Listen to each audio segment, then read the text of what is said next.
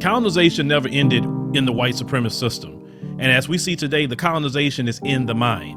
Now, those who have been enslaved and those who have been colonized, we're still dealing with the remnants of that through the colonization of the mind. Pick up my book, 7 Steps to Decolonize the Mind, and we will help deprogram you from the colonization that was put upon you by generations and generations of white supremacy. You can pick it up today on Amazon.com.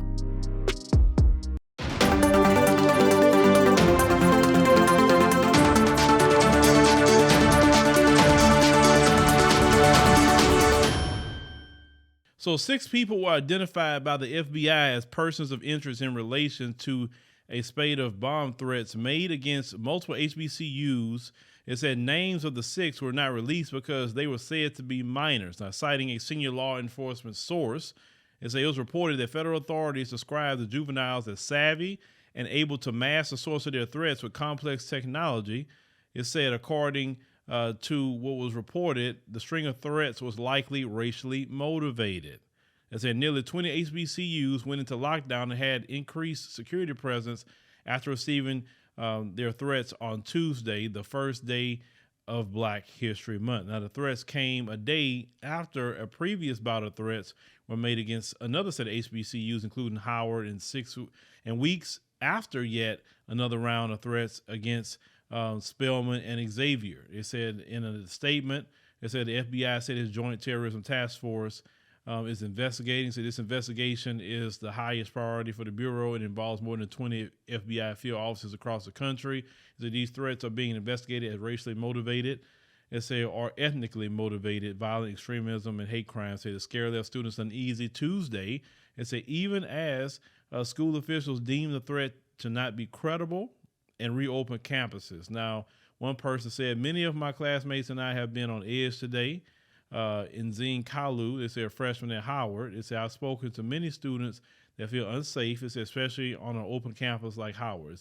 Now it's a Wednesday, no explosives have been found at any of the schools, and the FBI said the investigation was ongoing. Now, I had said something on Twitter, and if you're not following me on Twitter, I don't know why. It's free. It doesn't make sense for you not to follow me.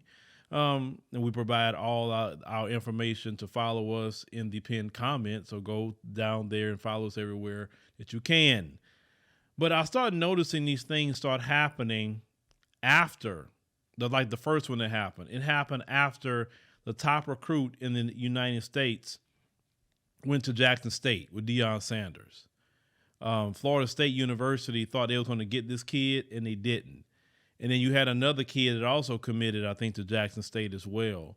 And then also it came out recently that the kids at Grambling are getting deals now. They can start getting paid because, now college athletes can get paid with endorsement deals. So, for me, my mind started ringing because I know this system. I know the people, that's in this country, how they think. They don't want Black talent benefiting Black people. We can be talented all day as long as they benefit from it.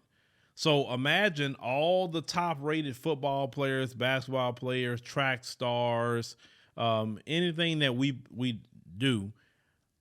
Everybody went to the HBCUs, and none of them went to the PWIs, which is predominantly white institutions. Their sports programs would crash just like that if all Black people say, I'm going to the HBCUs. And they know this. The HBCUs would look no different than any top-rated PWI. The reason why the PWIs look the way they look is because those sports programs bring a lot of money to those schools on top of the endowments they get and donations and all of that, what they get from the federal government as well, right? Black people, we are in control of our own destiny here in the United States, whether you believe it or not.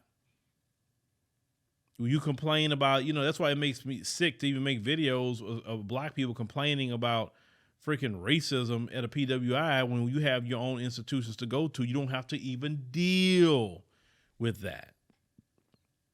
But I just really thought that was interesting when all these Black students start going to HBCUs, all of a sudden now you're getting threats.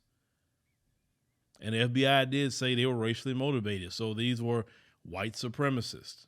They don't matter about the age. Like I told y'all, they start saying that word, the main word you love to say about Black folks, at the age of 2.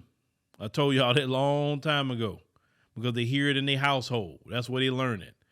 But y'all even comment everything about the situation with the HBCUs. But I always encourage, our brothers and sisters, go to the HBCUs. Go. Take your talent to an HBCU. Go. Take your talent to an HBCU. Make that school great. We need to build up our institutions in this country. You talk about becoming a permanent underclass and all of that. It's not going to happen if you would build up your own institutions and support them. So continue to support the HBCUs. During this holiday season, give your loved ones a gift that keeps on giving for the rest of their life. Torpedo Pot is the only affordable self-growing flower pot that ensures your future food survival. All you do is add soil, seeds, and seedlings to the flower pot and watch your plants grow. Torpedo Pot can grow nutritious food in such abundance and variety that you can produce more food than your local farm. Visit www.torpedopot.com. Hello, everyone. Please make sure you subscribe to the African Diaspora News Channel app on these platforms.